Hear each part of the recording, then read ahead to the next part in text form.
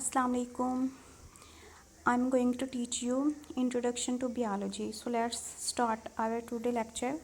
Science is the study in which observations are made, experiments are done, and logical conclusions are drawn in order to understand the principles of nature. Science वो study है जिसमें हम observations करते हैं और experiments करते हैं, बहुत से तजर्बात करते हैं ताकि हम अपने इर्द गिर्द की जो दुनिया है, जो नेचर है, उस नेचर में जितनी भी चीज़ें हैं, चाहे वो लिविंग्स हैं या फिर नॉन लिविंग्स हैं, उनको हम समझ सकें, लॉजिकल कंक्लूजन्स उनका ड्रा कर सकें। तो हम एक एग्जांपल की मदद से समझ लेते हैं। जैसे कि आप देख रहे हैं कि ये एक लड़का जो है वो बटरफ्लाई को ऑब्ज़र्व कर रहा है। उसके ऑब्ज़र्व करने का मकसद क्या है?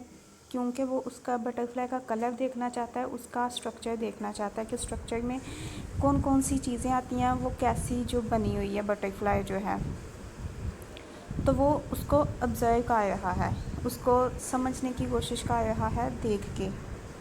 तो स्ट्रक्चर में ये दिया गया है, ये बटरफ्लाई का हम अगर स्ट्रक्चर देखते हैं तो इसमें thorax, antenna, legs, forewing, abdomen, hindwing, और ये कैसे इस बच्चे को समझ आई है क्योंकि उसने उसके ऊपर तजर्बा किया है, उसको ऑब्ज़र्व किया, उसको समझने की कोशिश की है।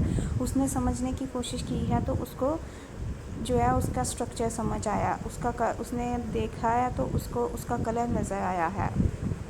तो ये क्या है? ये साइंस है। हम एक्सपेरिमेंट्स, तजर्बात और ऑब्जर्वेशंस की मदद से जो है हम किसी भी नेचर की चीज़ को हम समझने की कोशिश करते हैं, उसको साइंस बोलते हैं। ये एक स्टडी है जो कि हम कोई भी तजर्बा करके, कोई भी ऑब्ज़र्व करके चीज़, उसका जो हमें इल्म मिलता है ना, उसको हम साइंस कहते हैं। अगर हम ये सेकंड एग्जांपल देखते हैं तो सेकंड एग्जांपल में उन्होंने एक ट्री दिया हुआ है जिस पे एक जो है ना वो एप्पल का ट्री है और उस पे एक डिसीज़ लगी हुई है।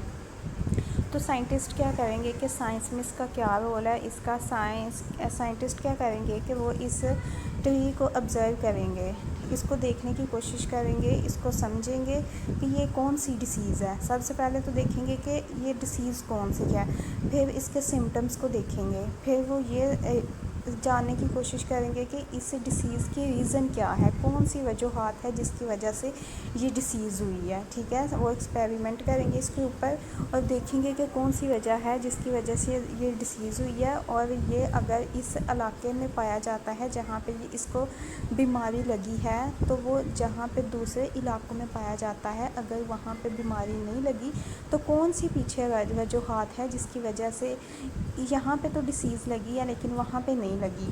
तो और ये सब कैसे पता चलेगा? जब जो साइंटिस्ट है तजर्बात करेंगे, एक्सपेरिमेंट करेंगे और ऑब्ज़र्व करके एक लॉजिकल कंक्लूजन जो है ड्रा करेंगे।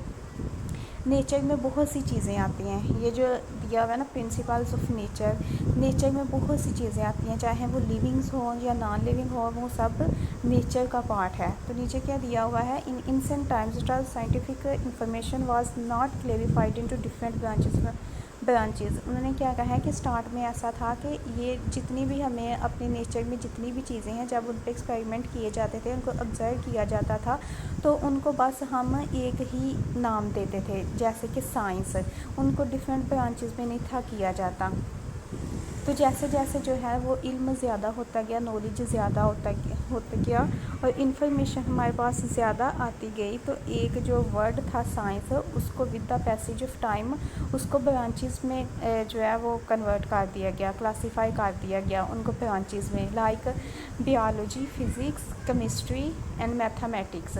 बियोलॉजी क्या है? बायो मीन है लाइफ एंड लॉगी मीन है study. The study of life is called biology. ये है तो साइंस की ही ब्रांचेस